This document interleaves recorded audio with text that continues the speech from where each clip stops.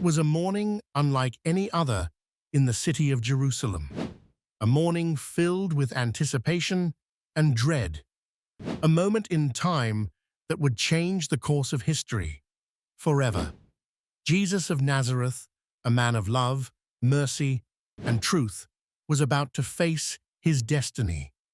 This was not just the story of his death. It was the moment when sacrifice and love met in their fullest form. This is the story of the crucifixion of Jesus, the ultimate act of selflessness, the ultimate gift of grace. Before the chaos of that fateful day, there was the stillness of the Last Supper. In the quiet of an upper room, Jesus shared his final meal with his closest followers. "This is my body, broken for you. This is my blood, poured out for the forgiveness of sins." With these words, he foreshadowed what was to come, the sacrifice that would offer salvation to the world. But even as he shared this intimate moment, the weight of what was about to unfold pressed heavily upon him. Later, in the silence of the garden, Jesus prayed alone. "Father, if it is possible, let this cup pass from me, yet not my will, but yours be done." He knew the path ahead, the pain, the betrayal, the suffering, and still, he chose it, for you, for me. And so it began. In the quiet of Gethsemane, the betrayal took place. Judas Iscariot, one of Jesus' disciples, approached him with a kiss, the sign of the betrayal that would change everything. The soldiers came. Jesus, though knowing what was coming, did not resist. He was arrested. His followers scattered in fear, unsure of what would happen next. The man who healed the sick, gave sight to the blind, and brought hope to the hopeless was now bound, ready to face the unjust accusations of men.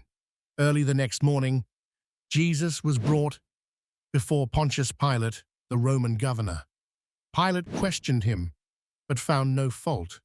He could see there was no reason for this man to die. Yet the cries of the crowd grew louder. "Crucify him," they demanded.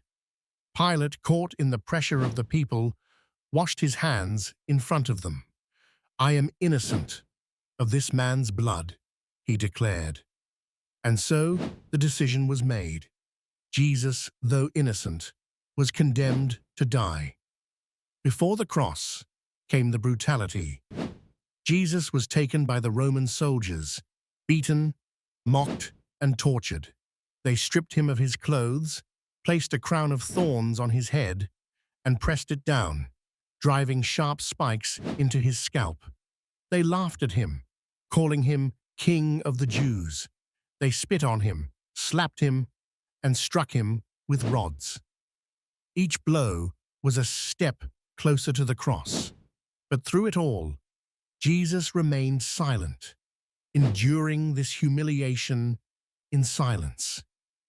He took it all, not because he was powerless, but because he chose to bear it for the sake of humanity.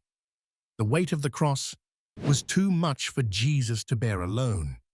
Weakened from the beatings, from the agony of the night, he stumbled under its weight as he made his way through the streets of Jerusalem, the crowd watching and mocking.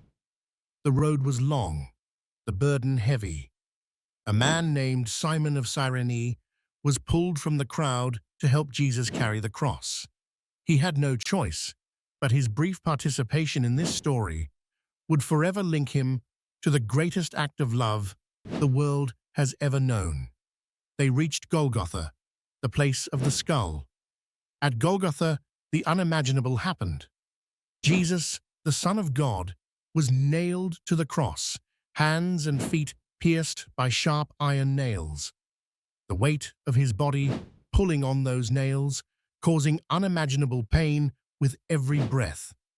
He was lifted up, placed between two criminals who were also being executed.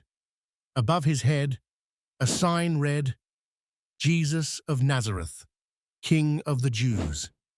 As he hung there, suffocating and in agony, He spoke words of love and forgiveness. Father, forgive them, for they know not what they do. In the midst of his suffering, he offered grace to those who persecuted him.